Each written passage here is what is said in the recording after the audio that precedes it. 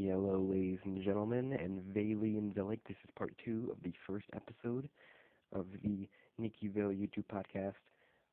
We apologize if this has to be divided in parts, but that's how YouTube works. If you have a YouTube account, you know you can't post videos longer than 15 minutes at once until you post enough videos that they realize that you're not going to violate the community guidelines. But whatever. We just talked about WWE SummerSlam and Monday Night Raw, and the whole Brie Bella, Nikki Bella, Stephanie fan situation, Dean Ambrose, Seth Rollins, The Miz, Ziggler, Cena, Brock being a whole part-time champion thing.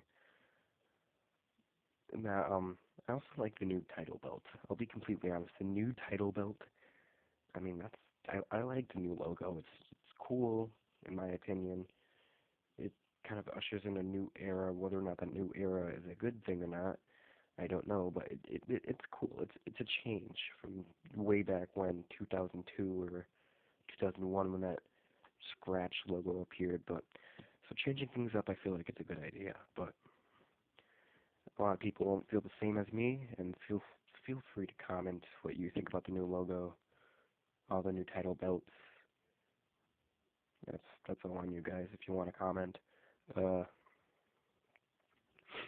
let's talk about more wrestling. Let's talk about Bully Ray and TNA. Now, Bully Ray has been how do I put this? He's been the star of TNA for a while now. I mean, he was part of Team 3D, which was a really amazing tag team in TNA. Then he went on to defeat his former tag team partner after betraying him. Went on to become a two-time heavyweight champion, leader of the Aces and Eights. You know, the whole Hulk Hogan situation. It was all putting their chips on Bully Ray. And right now, TNA really can't afford to keep on doing that, putting all their chips on the superstar. Because let's look at the guys they've lost. They've lost Hulk Hogan. Major name right there, Hulk Hogan. They've lost Ric Flair, another major name. AJ Styles, the face of TNA, the John Cena of TNA, they lost. I mean, that's pretty major. They've lost Kazarian, they've lost Chris Daniels, they've lost TNA Originals, and they put all their chips on Bully Ray, and now Bully Ray, he wants to leave. Kurt Angle wants to go back to the WWE. TNA is losing a lot of talent, and why they would put all their chips on Bully Ray, I do not know. But as far as reports are saying, Bully Ray and his tag team partner Devon, Team 3D, they will be inducted into the Hall of Fame, and they definitely deserve to be in a Hall of Fame. Team 3D has been around for years, the most decorated tag team champions of all time. They've won more World Tag Team Championships than anyone, really. The Dudley Death Drop, only a small number of people have ever kicked out of. I mean, I can count the people who have kicked out of the Dudley Death Drop finisher on one hand. That's amazing. Their table matches, their ladder matches, their chair matches. It's what really helped put wrestling on the map. And so Bully Ray and Devon Dudley, they definitely deserve to be in the TNA Hall of Fame. And as far as reports are saying, it's not a hostile situation between Ray and TNA. They're departing on their own. They're departing on friendly terms. Just a simple way to put it. They are. It's not a hostile situation, so we should expect to see Bully Ray and Devon inducted into the TNA Hall of Fame in October. So, and what's going to happen to Devon without his former tag team partner? I don't know. What's going to happen to Tommy Dreamer, seeing how those three have formed an alliance lately? I don't know. What's going to happen to TNA? I don't know. We're going to have to wait and see. and hopefully it's for the better, because I've honestly been getting back into TNA lately. Their product has been, their wrestling, the in-ring wrestling has been getting better. I could see they're trying to start making an effort again. So let's hope things work out for them. But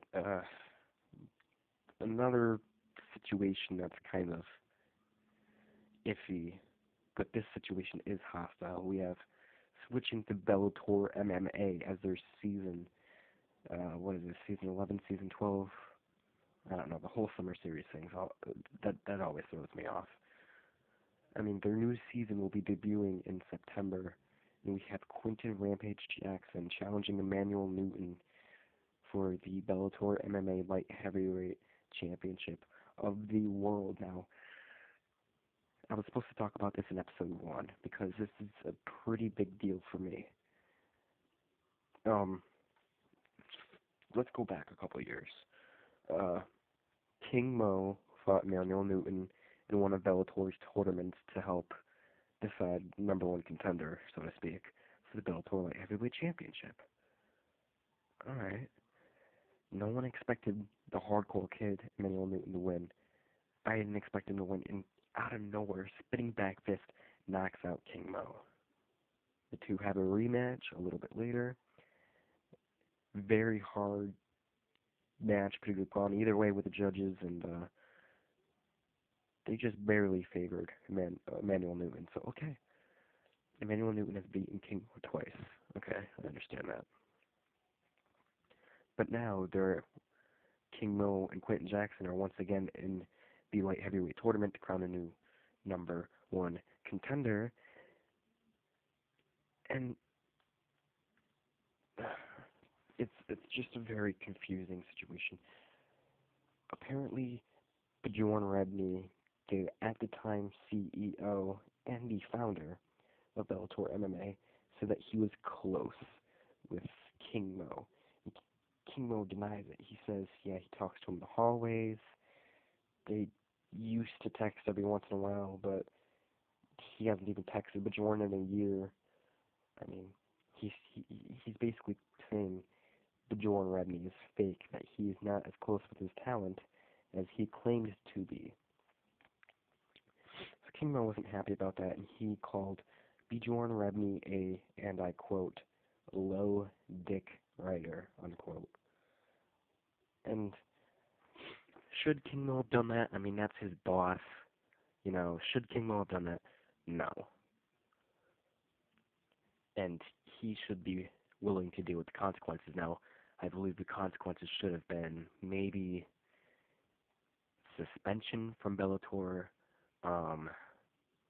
getting taken out of the tournament or something, maybe getting fired if you want to get that extreme, but I don't think Bellator should fire King Mo. I mean,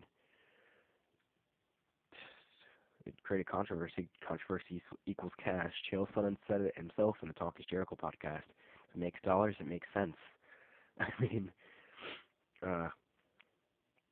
yeah, so, but instead of doing any of that, what Bjorn Rebney does is during his back and forth fight with Quinton Rampage Jackson, Bjorn kind of nudges judges and says, hey, you know, favor Quinton a little bit. Just make sure Quinton just barely wins.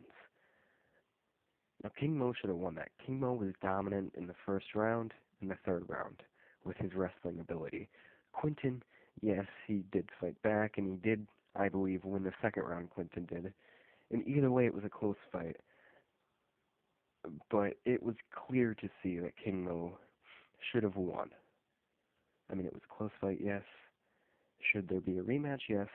But it was a close fight that King Mo should have won it, and we should be seeing King Mo versus Emmanuel Newton 3. But instead, we're seeing Jackson versus Newton for the Bellator Light Heavyweight Championship. And it's all because Bjorn Rebney kind of nudged the refs and said, hey, favor Quinton. Now, Bjorn has left the company he founded, Bellator, and we're going to touch up on all of that in part 3. Thanks for watching.